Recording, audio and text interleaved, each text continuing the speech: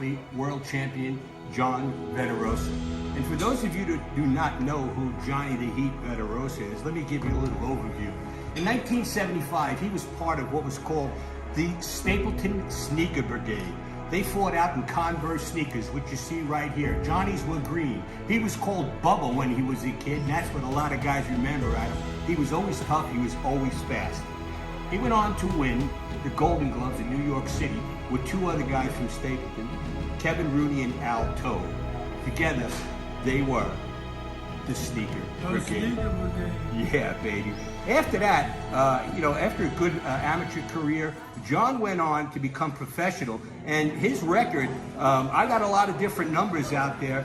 Going into the Hall of Fame, they're bringing him up with a record of 41-5-1. Now, it's wrong. Johnny says it's wrong, and we'll talk about that as we go through. But you know what? What's right is that John's going into the New York State Boxing Hall of Fame. John won the title in March of 1981, the USBA Super Featherweight title, equivalent to a world title. Absolutely. They've shaken these divisions up so many times, I don't even know what to call them anymore. But I got to tell you something. The Commodore was in the house that night when, he took on a fellow by the name of, you remember his name, John? Robert Mullins. And we were all yelling, the Heat, the Heat, the Heat, and then all of a sudden, bang, the thunder come, and he was knocked out cold. I remember it well in total. 38 seconds. 38 seconds. I got lucky.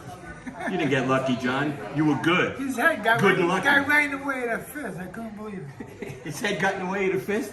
Yeah, well, it was tremendous. And then you're off, John. And now, this weekend, you're going to be heading into the New York State Boxing Hall of Fame. That is really good. I really appreciate that, the acknowledgement. That makes me feel good. My record was 28 wins and 3 losses. What you just said there was wrong. Okay. I was 28. I was 28 wins, 3 losses, 20 knockouts. Wow. I was USBA championship. I got 2 or 3 fights that didn't even last a minute. I was very quick. This was before this guy Iron Mike came around. You were knocking people out left and right. He took after me.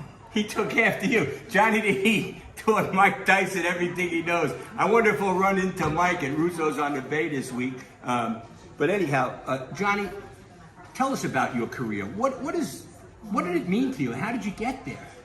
Well, it's good and bad because I absolutely didn't give the boxing people 100% of myself all of the time. I was undisciplined a lot of times. I didn't train correctly a lot of times.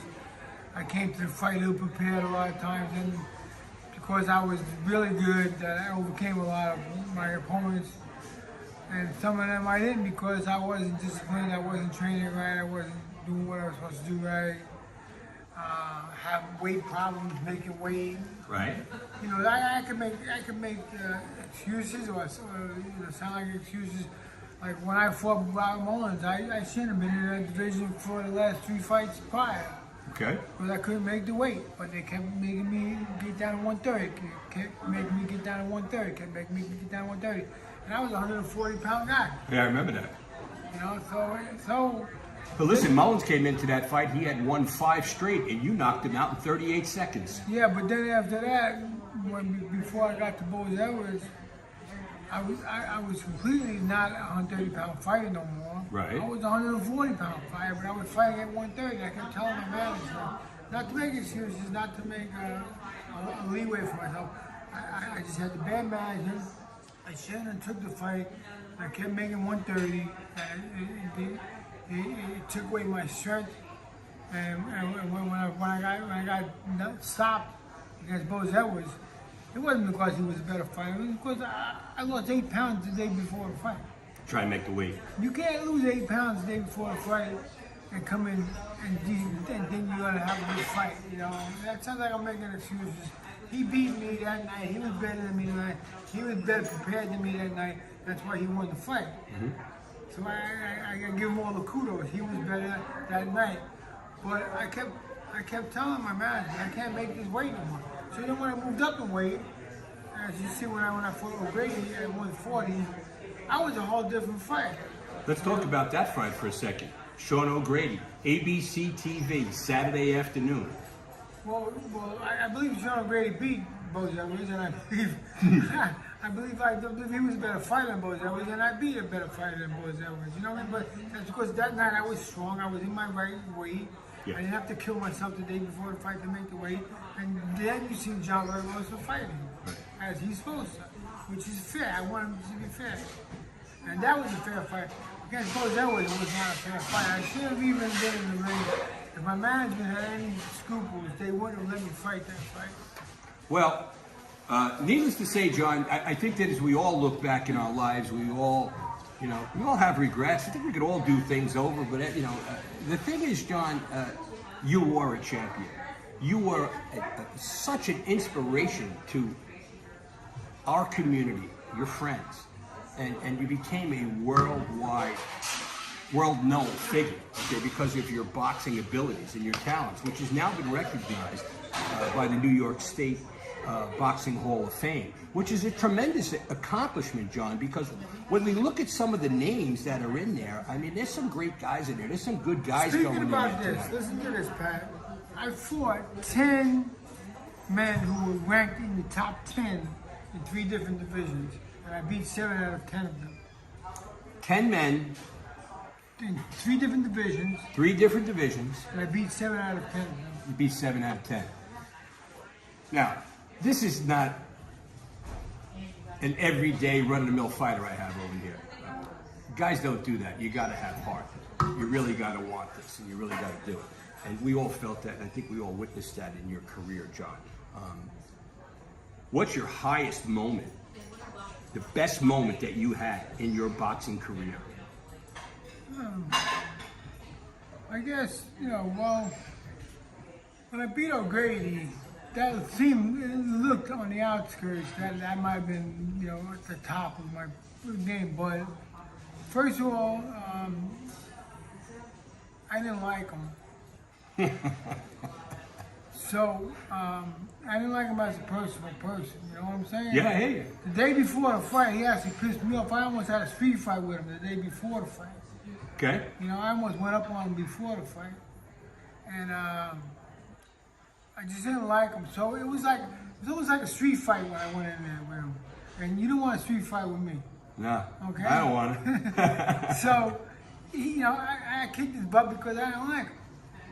Yeah, And baby. you're not supposed to do that when you're boxing. You're supposed to box because you're a boxer, You're not supposed to have that meanness in you. But when I went into the ring against O'Grady, I didn't like him, so I wanted to beat his butt, Right. So that's completely different, and that's uncalled for.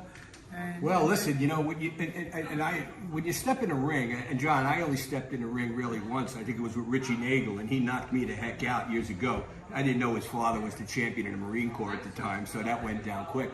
But with boxing, you step in the ring, it's mano a mano. It's you against him. I mean, he's either going to take you out or you're going to take him out. That's the sport. Well, again, talking about the O'Grady fight, he hit me like twice in the first round, and he actually stepped back, and I guess he thought I was supposed to fall down or something.